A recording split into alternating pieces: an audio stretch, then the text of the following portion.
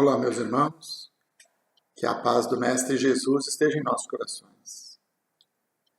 Mais uma vez, vamos falar um pouco sobre o Evangelho do Mestre Jesus, vamos refletir um pouco sobre o momento em que vivemos e as instruções que o Mestre Nazareno nos trouxe para que pudéssemos conviver com tamanhas dificuldades pelas quais passamos, nesse momento em que o mundo passa por uma prova coletiva.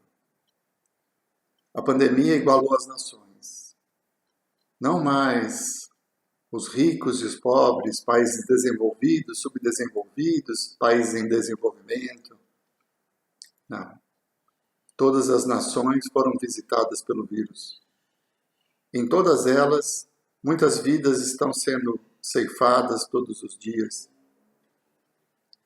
E nós precisamos refletir sobre as consequências de tudo isso no nosso dia a dia e trazer o Evangelho do Cristo mais próximo da nossa mente, das nossas ações, para que possamos vencer essa prova a qual o mundo todo está sendo submetido nesse momento. A morte ronda a nossa cidade, o nosso bairro, muitas vezes a nossa família. Estamos cerceados do ir e vir.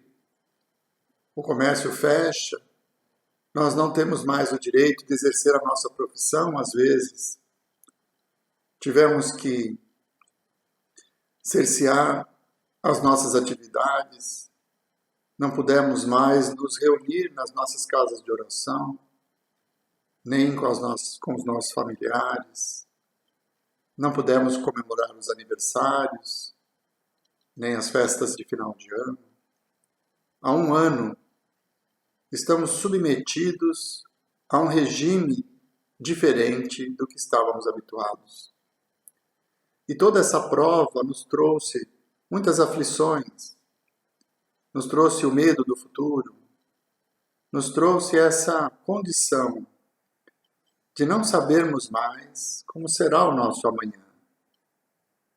Não só pelo risco da desencarnação, mas também pela continuidade dos nossos negócios, do nosso emprego, pelo abastecimento de produtos essenciais, e toda uma circunstância que nos leva a temer o futuro.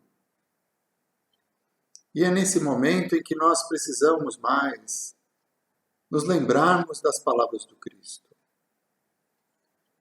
Jesus, no Sermão da Montanha, nos trouxe a convicção, a certeza de que seremos felizes quando superarmos as nossas fraquezas, as nossas dificuldades, quando conseguirmos realizar essa reforma íntima tão necessária no nosso comportamento, nos nossos valores. Dentre tantas instruções, vem aquela que nos diz: bem-aventurados os aflitos, porque serão consolados. E é justamente nesse momento de aflição em que estamos vivenciando uma experiência inusitada. Jamais imaginaríamos que o mundo fosse parar diante de um vírus. Mas isso acontece. E já há um ano estamos vivenciando essa experiência. É diante das aflições causadas por essa experiência que nós precisamos refletir sobre a mensagem do Cristo, sobre suas palavras. Quando seremos bem-aventurados? O que significa ser bem-aventurado?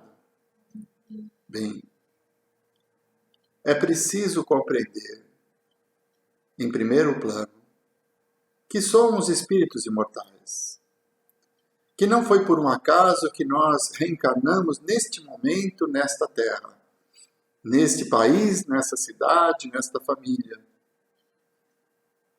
A vida se iniciou quando Deus nos criou simples e ignorante. E assim, ela vai seguindo o seu curso, E pelo nosso livre-arbítrio, nós vamos escolhendo os caminhos para que deixemos de ser ignorantes. Então a vida é algo contínuo. E as encarnações se sucedem, nos oferecendo as oportunidades de vivência, de transformação. É assim que nós precisamos olhar para o nosso futuro, como espíritos imortais. Seremos vitoriosos, sim, quando pelo nosso esforço, pela nossa vontade, pudermos superar as nossas deficiências, as nossas imperfeições. Seremos bem-aventurados, vitoriosos, diante das provas oferecidas, quando aprendermos, através das lições do Cristo, do seu Evangelho de luz, nos comportarmos segundo a vontade do Pai, segundo suas leis perfeitas e imutáveis. É claro que hoje convivemos com a morte. Mas quando nós nos conscientizamos do espírito imortal que somos, a morte deixa de ser algo terrível e definitivo e passa a ser mais um estágio em vidas sucessivas. Estamos reencarnados no mundo de provas e expiações, e não é por acaso. Foi pelos nossos méritos ou deméritos que nós conquistamos essa posição. E precisamos vivenciar essa experiência conscientes da justiça, da bondade, da misericórdia do Pai. O capítulo 5 do Evangelho segundo o Espiritismo nos traz explicações sobre as causas das nossas aflições. Então, hoje que vivemos uma aflição imensa, global, em que muitas e muitas famílias se deparam com essa situação de pandemia, é preciso relembrar todos esses itens que são trazidos através das mãos de Allan Kardec, na interpretação das palavras do Cristo. Os espíritos superiores nos falam de causas anteriores das nossas aflições atuais. Isso quer dizer que, em vidas passadas, em outras oportunidades, cometemos equívocos, nos desviamos das leis de Deus, que são justas, que são misericordiosas, mas são imutáveis e infinitas. E hoje colhemos as consequências. Só assim, nas fieiras da reencarnação, é que nós conseguimos compreender e aceitar que Deus é infinitamente justo, bom e misericordioso. Pois nos oferece a cada um segundo as nossas próprias obras. Então conseguimos olhar para uma família que tem 3 filhos perfeitos e um filho diferente. Por quê? Castigo de Deus aos pais? Não.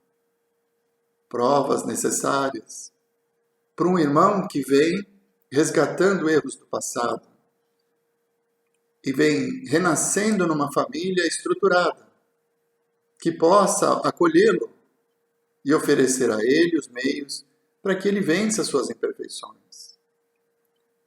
Então nós conseguimos enxergar a justiça de Deus apesar das diferenças que ocorrem, porque entendemos que já vivemos antes e que a experiência que vivemos hoje é resultado, é consequência das experiências que já vivemos. Mas a certeza de que viveremos novas experiências é que nos dá a certeza de que Jesus tinha razão quando disse: seremos bem-aventurados. Conseguiremos vencer porque temos as oportunidades, através das reencarnações, através da misericórdia do Pai que nos oferece o necessário, segundo as nossas forças, para que possamos evoluir e aprender. É nessa condição que nós precisamos olhar a situação que vivemos hoje. Muitas serão as dores, o ranger de dentes, como está previsto no Evangelho, para aqueles que não conseguirem compreender a justiça, a misericórdia e o amor que Deus tem para com todos nós. que são seus filhos. É preciso entender as aflições a partir do conhecimento doutrinário, do conhecimento espírita. Então, nós olhamos para a situação de hoje, em que, como eu disse, a morte vem rondando o nosso país, milhares de pessoas desencarnam todos os dias, que ela chega à nossa cidade, no nosso bairro e até na nossa família. É claro que perder um ente querido, observar a desencarnação de alguém que amamos, com quem convivemos e desejamos conviver, é muito doloroso. É muito difícil. Mas é preciso compreender o fenômeno da morte como uma mudança de plano, como uma passagem, na certeza de que aquele ser que estava ao nosso lado continua existindo, continua ao alcance do nosso pensamento, das nossas orações, e que não há um abismo que nos separa. Quando Jesus, a morte não é o fim. Quando Jesus foi procurado por um jovem judeu que veio ao seu encontro e Jesus o convidou para que o seguisse, o jovem judeu olha para o mestre e diz assim: Mestre, desejo segui-lo sim, mas antes deixai que eu vá enterrar meu pai.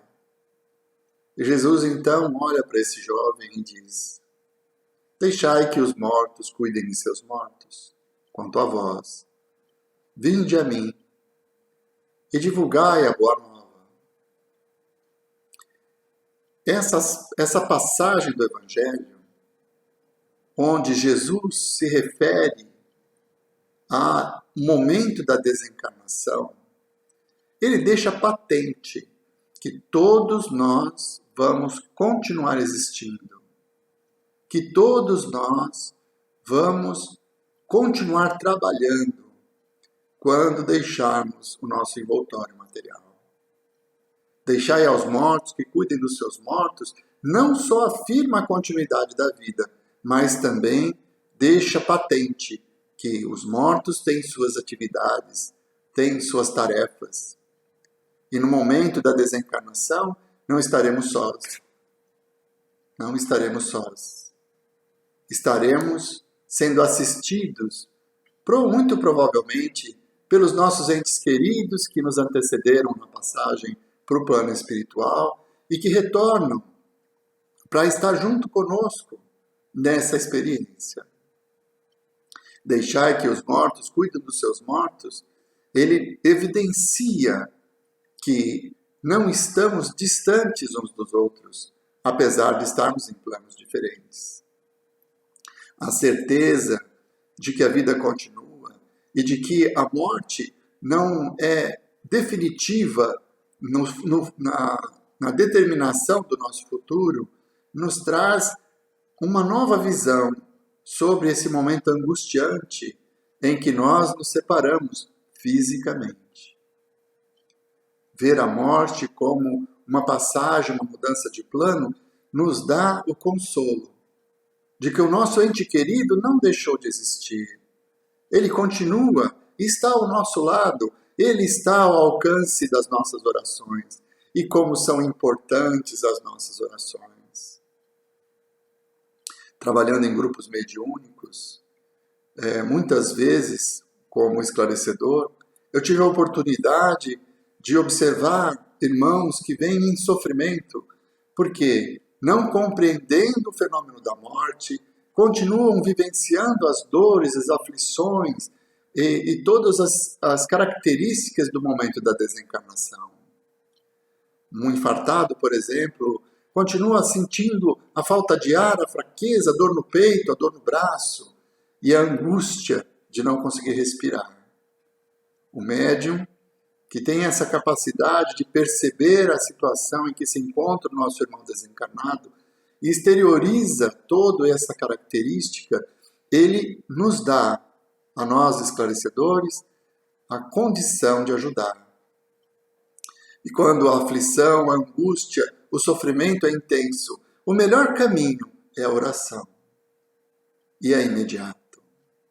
Quando levamos os nossos pensamentos até o mais alto e rogamos a Jesus que auxilie aquele irmão, através dos seus mensageiros que trabalham conosco nas casas espíritas, os fluidos balsamizantes são derramados sobre ele e em poucos segundos, toda aquela aflição, todo aquele sofrimento, ele se dissipa. Porque, amparado pelos mensageiros do Cristo, aberto, receptivo a uma prece, a um desejo sincero de que ele melhore, a mudança de sintonia é imediata. E aquele ser que estava em agonia, em sofrimento, sente o alívio. Esse é o poder da prece. Nós, no grupo mediúnico, somos sensíveis à percepção dos efeitos que uma prece tem no momento em que ela é proferida com sinceridade, com desejo de ajudar. Porque a mudança do nosso irmão desencarnado, no momento da prece, quando ele é envolvido por esses fluidos, pelos nossos fluidos, desejos que temos de auxiliá-lo, de que ele se recupere, isto fica patente, demonstrado imediatamente, numa melhora significativa. Quem não se lembra do filme Nosso Lar, quando Lísias encontra com André Luiz já no leito, já socorrido, e ele apresenta uma ferida muito intensa no seu abdômen, que era uma justificativa da causa mortis, né? Porque diziam que ele era suicida, e realmente ele era um suicida inconsciente, mas ele trazia ali as marcas da cirurgia que o levaram a óbito naquele momento. E Lísias, com seu pensamento elevado a Deus, e com uma toalha, simplesmente limpa o perispírito de André Luiz, e a ferida some, e ele consciente, então, de que havia se suicidado, não de uma forma direta, mas pelos abusos cometidos ao longo de toda a sua vida, ele compreende a situação, já não precisava mais daquelas marcas. Então a prece de Lísias, o passe, ele foi suficiente para eliminar aquela angústia, aquela ferida que André Luiz trazia em seu ventre. Então, os nossos irmãos que desencarnaram podem, sendo esclarecidos, sendo conscientes da continuidade da vida, já no processo de despertamento, após esse período de perturbação entre o desligamento do corpo e a consciência no plano espiritual, ele pode despertar já numa boa condição. Mas às vezes não. Às vezes ele tem a incerteza da desencarnação.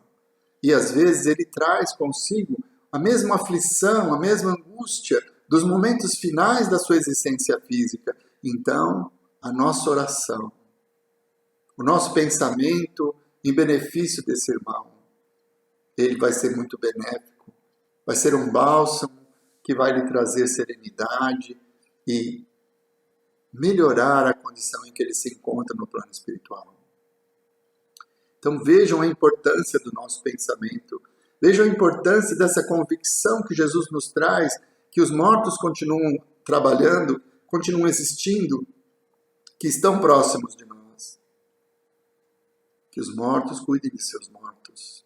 Quanto a vós, vinde pregar a boa nova. Então que possamos vivenciar o momento da desencarnação com serenidade. Tristeza, sim.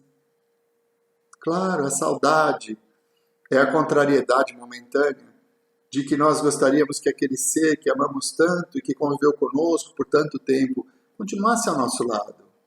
Mas se é a vontade do Pai que ele retornasse ao plano espiritual, que tenhamos a resignação. Tristeza, sim. Revolta, não.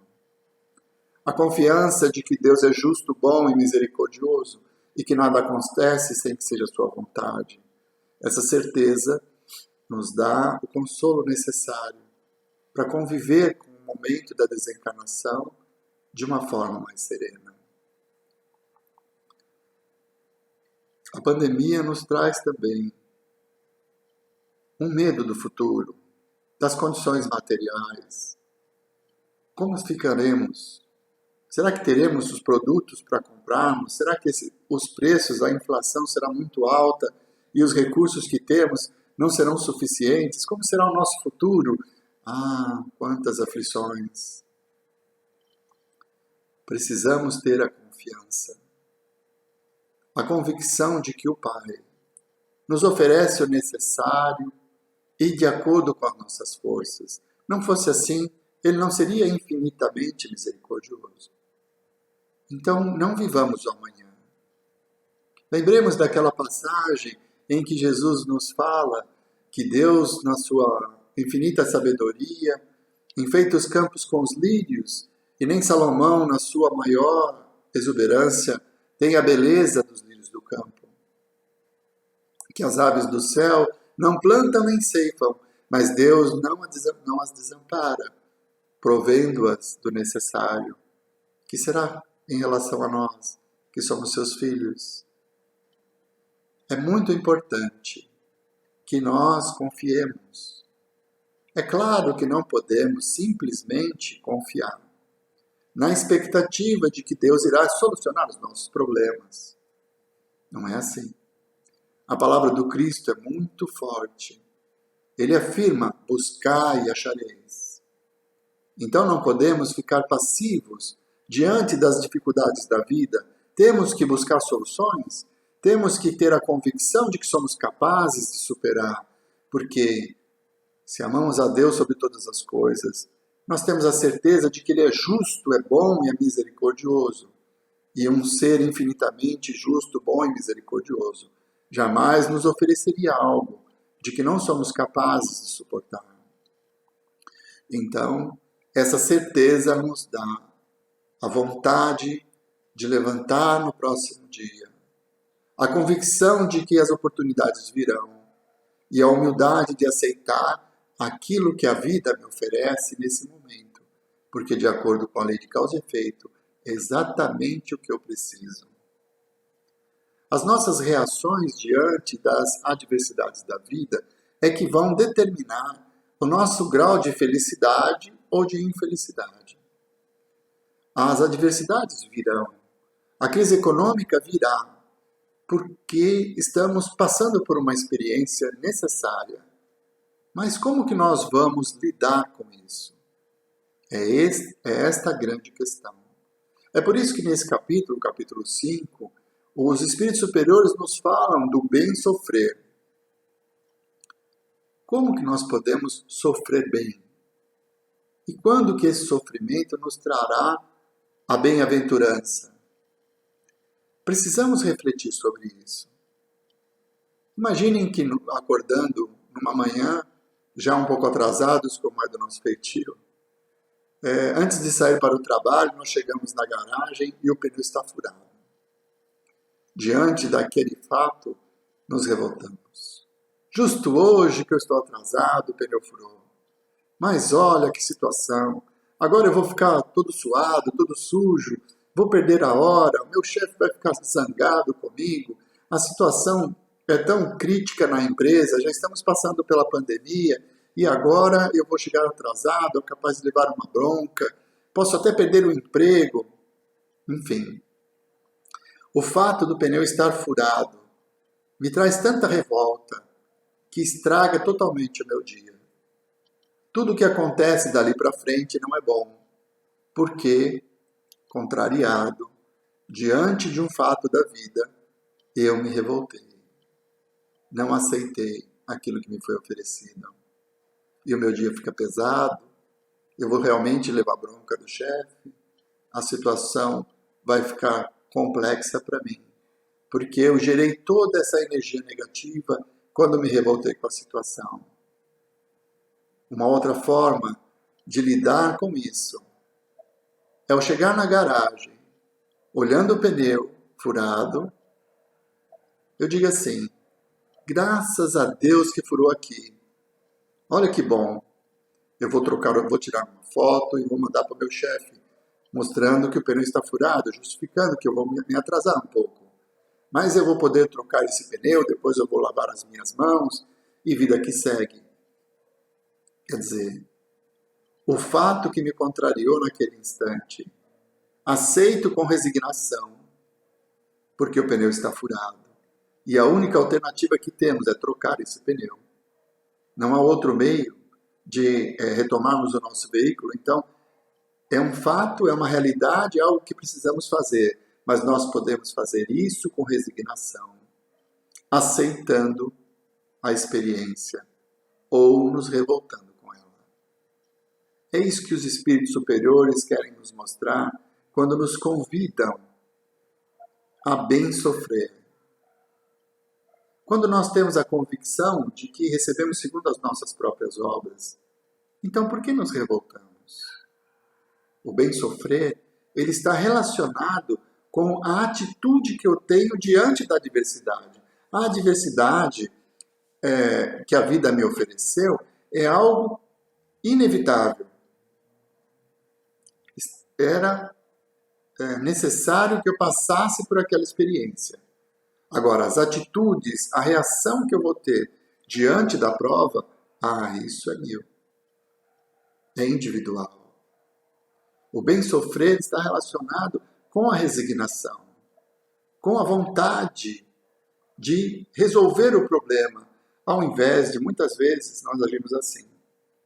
Quando surge algum problema na nossa existência,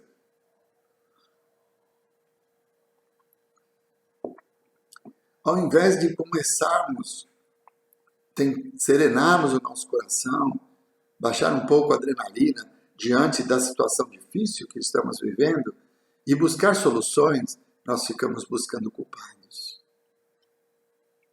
Eu só estou passando por isso porque alguém fez mal para mim. Então a culpa não é minha, a culpa é do outro. Ficamos buscando culpados. Mesmo quando nós atribuímos a nossa culpa, a nós mesmos a culpa, esse estado de culpa, de remorso, também nos cerceia de encontrar a solução para o problema.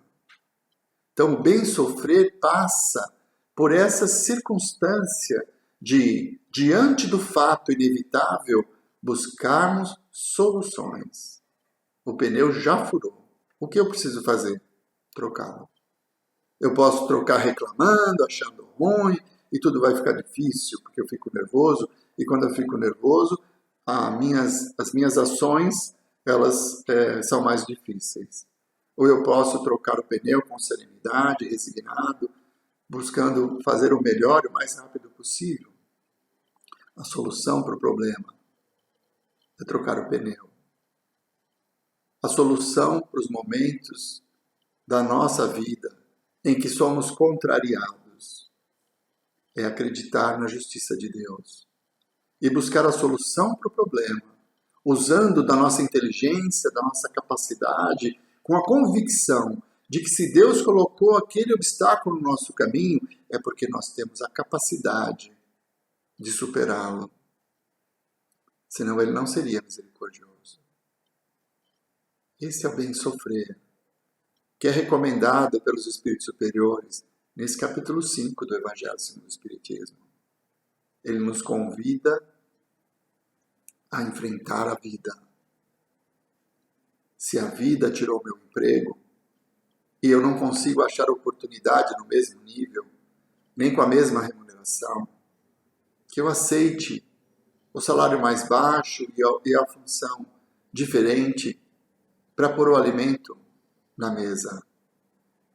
Porque o mais importante nesse momento é sobreviver. Porque a vida vai nos dar novas oportunidades. E se nós, resignados e humildes, aceitarmos a situação e buscarmos solucionar o problema com humildade, da melhor forma possível, essas soluções virão. E nós vamos passar por isso. Essa frase, nós vamos passar por isso, me lembra de um momento em que o nosso Chico Xavier, médium fantástico, que publicou mais de 400 obras, que psicografou milhares e milhares de cartas consoladoras, levando esperança a corações aflitos diante da desencarnação. Este homem que viveu o amor ao próximo em todas as suas atitudes, muito maior do que o médium, um ser dedicado ao próximo, que não queria nada para si, que dividia a sua vida e se empenhou para que outros pudessem ter uma vida melhor, apesar das perseguições, da hipocrisia e de todas as situações que ele viveu. Esse espírito missionário que veio ao mundo para desmistificar o espiritismo, que veio ao mundo para abrir as portas do centro espírita e mostrar o Evangelho do Cristo presente na nossa doutrina, através dos programas Pinga Fogo e da sua bondade, do seu amor. Mesmo Chico, sendo esse espírito de luz tão evoluído em relação a todos nós, ele teve o seu momento de aflição, em que não suportava as pressões que ele estava sofrendo, as ingratidões, as perseguições. E ele pede para Emmanuel que interceda por ele junto a Maria Santíssima, para que ela pudesse ajudá-lo nesse instante. E Emmanuel faz isso. E roga pelo Chico junto a Maria. E depois de alguns dias, Emmanuel traz a resposta da nobre Mãe de Jesus. Esse espírito de luz que nos apadrinha há tantos milênios. E a resposta da Maria Santíssima para o Chico Xavier foi uma frase assim: Chico, tudo passa. Tudo passa. Uma frase simples, mas com uma profundidade infinita, porque ela nos dá a certeza de que por maior que sejam as dores, por mais pungentes que sejam as provas, por maior que seja a nossa dificuldade, tudo passa. E se nós soubermos agir com resignação, vamos sair vitoriosos. Porque tudo passa. Bem-aventurados os aflitos, porque serão consolados. Quando? Quando formos capazes de aceitar que as aflições que a vida nos traz são de nossa pura e única responsabilidade. E que não é a dor e o sofrimento que nos purifica, mas as atitudes diante das adversidades da vida. Eu falei isso, que a dor e o sofrimento, porque também no capítulo 5 do Evangelho segundo o Espiritismo tem alguns questionamentos sobre os flagelos voluntários. Pessoas que acreditam que o sofrimento físico irá lhes trazer a pureza. Então, alguns instrumentos foram criados, chicote, com bolotas na ponta, onde a pessoa que estava com a consciência pesada se agredia fisicamente numa penitência diante de Deus. Os grandes sacrifícios que tomaram conta da história, alguns viraram até filme, de pessoas que carregaram pesadas cruzes em distâncias imensas, colocando em risco a vida do corpo. O silício, que é uma correia com dentes de metal voltados para dentro, e que aquilo é colocado em membro, na perna, no braço, e quando esse cinto é apertado, as garras de metal penetram a carne, e isso deve trazer uma dor lancinante, porque a consciência é pesada dos erros cometidos.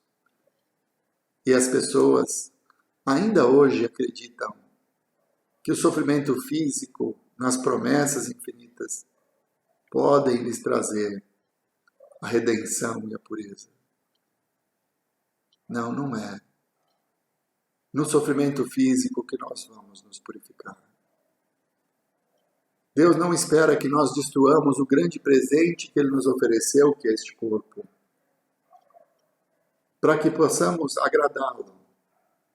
Imaginem vocês, nosso filho, que se desviou do caminho e cometeu muitos erros. E quando ele retorna, arrependido dos seus erros, ele se submete à tortura física para nos agradar. Será que nós vamos nos agradar de ver o nosso filho torturado, se agredindo? Claro que não. Vamos lembrar da parábola do filho pródigo, para entender de que forma o Pai reage diante das nossas imperfeições. Esse filho que, desejando gozar a vida, exigiu do Pai sua herança, e adquirindo seus bens, ele foi vivenciando como um bom bibã, gastando os recursos, foi consumindo a riqueza, e enquanto a possuía, tinha grandes amigos, muitas festas, até que o dinheiro acabou. E muito distante de casa, ele se viu na penúria, sem amigos, e foi buscar seu alimento no trabalho. Foi alimentar os porcos. Diante da situação, ele decidiu retornar. E refez os seus passos voltando ao lar. E ao chegar em casa, o pai olha o filho, que arrependido dos seus erros, vinha ao seu encontro. E ele abre os braços e acolhe o filho, fazendo uma grande festa, para que esse filho pudesse ser reintegrado à sua família. É esse o sacrifício que Deus espera que façamos quando reconhecemos as nossas imperfeições. Que nós, de uma forma resignada, trilhemos o caminho de volta. Que humildemente realizemos tudo aquilo que estiver ao nosso alcance para nos redimir do nosso erro, sem flagelo, sem tortura, vivenciando o caminho de volta com humildade e resignação, aceitando as oportunidades que Ele nos oferece, porque Ele nos espera de braços abertos. Não vai nos privilegiar pelo fato de acreditarmos nele, mas irá, pela sua infinita misericórdia, nos conceder os meios para que possamos refazer os nossos passos, corrigir os nossos erros, lutando contra as nossas imperfeições, diante das provas que nos são oferecidas. Esse é o bem sofrer. É desta forma que seremos bem-aventurados, quando trilhando o caminho contrário, possamos, enfrentando as mesmas situações, não errar mais. Ter a humildade de escolher o bom caminho e a convicção de nos aproximarmos da lei de amor, de caridade, porque é só essas leis que podem nos trazer a felicidade plena. À medida em que nós aceitamos as leis de Deus e caminhamos segundo a sua vontade, é que nós vamos encontrando a felicidade de uma consciência tranquila, de momentos de paz, na convivência harmônica com aqueles que conosco caminham, porque obedecendo a lei, nós vamos amar a Deus sobre todas as coisas e ao próximo como a nós mesmos. Resignados diante das dificuldades geradas pelas escolhas do passado, sejam de vidas passadas, sejam de da vida atual, porque estamos aqui e muitas vezes nós cometemos erros pela nossa própria ignorância. Se nós suportarmos as consequências desses erros com resignação, então estaremos saldando as nossas dívidas. É aquela pessoa que, endividada, busca com seu trabalho e quitando tostão por tostão, e trabalhando cada vez mais, vai quitando todas as suas dívidas. No fim da jornada, ele estará com suas dívidas saldadas, apesar do cansaço, apesar das experiências duras do trabalho pelas quais tivemos que passar. Muito diferente daqueles que, diante das situações da vida, se revoltam, se sentem injustiçados. Esses são como aqueles que, endividados num banco, vão em outro banco contrair um empréstimo ainda maior para saldar a dívida anterior. No fim da jornada, eles continuam endividados. O bem sofrer nos leva à compreensão de que precisamos superar as nossas imperfeições. E as provas que a vida nos oferece são os instrumentos que a misericórdia de Deus nos oferece para que possamos evoluir, para que possamos aprender. Nesse momento de pandemia, em que o mundo passa por aflições e que nós vemos a morte se aproximar, nós vemos um futuro difícil diante de uma provável crise econômica que se instalará. Fica difícil compreender a misericórdia de Deus. Como pode um pai misericordioso contaminar os seus filhos com o vírus que ceifa as vidas e traz tantos transtornos e dificuldades? Às vezes nós nos perguntamos: onde está a justiça e a misericórdia de Deus numa situação global, onde a demora no desenvolvimento da vacina e agora a mutação do próprio vírus amplia o problema e milhares de vidas são perdidas todos os dias? Onde está Deus? Ele está entre nós. É preciso que tenhamos essa convicção. No final do ano de 2020, Divaldo Franco estava lançando o seu novo livro, A Caminho do Mundo de Regeneração. E ele nos fala, numa palestra de lançamento desse livro, que a prova do vírus, ela foi uma alternativa diante dos caminhos que a sociedade humana estava percorrendo. Se nós olharmos o ambiente político do nosso mundo, em 2018, 2019, nós vamos perceber inúmeros conflitos de grandes nações, inclusive nações detentoras da tecnologia de armas nucleares. Muitos conflitos, discussões, desentendimentos. E pelo que nos diz Divaldo Franco, o mundo caminhava para a eclosão de uma guerra nuclear. Imaginem o que significa uma guerra nuclear.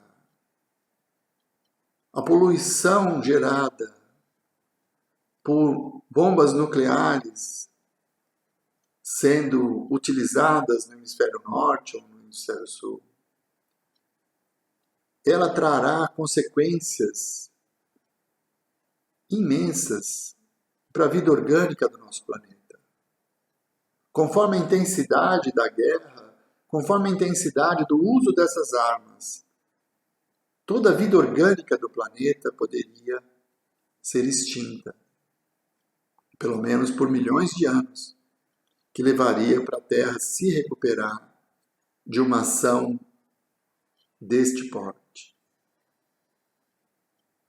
Mas todo mundo ia morrer juntos, porque a bomba nuclear ia matar todos de uma vez. Nós acabamos de aprender que somos espíritos imortais. Que a destruição física do planeta, a destruição da vida orgânica, não vai destruir nenhum espírito. Todos estaremos aqui presos a essas consequências. Estaríamos. Não fosse a misericórdia de Deus, que envia um vírus que é letal e altamente contagioso, mas que desviou a atenção de todas as nações do mundo para si mesmas.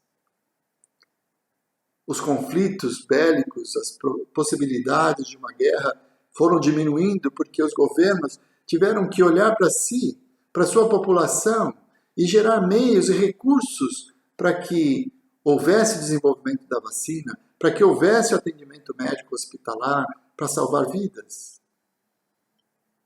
Então, meus irmãos, o vírus é um ato de misericórdia de Deus, que nos ofereceu uma alternativa diante da possibilidade da destruição total da vida orgânica no nosso planeta, por uma terceira guerra, principalmente por causa das armas nucleares. Tenhamos a convicção de que o Pai é infinitamente misericordioso e que dos males o menor, pois, se resignados estivermos, vamos superar esta experiência que a vida nos ofereceu. Vamos nos ater à mensagem de Maria Santíssima ao Chico e com essa convicção enfrentar todos os dias, porque o sol nasce e nos ilumina e nos fortalece para que continuemos a nossa jornada e nos lembremos, tudo passa. Que Jesus nos abençoe.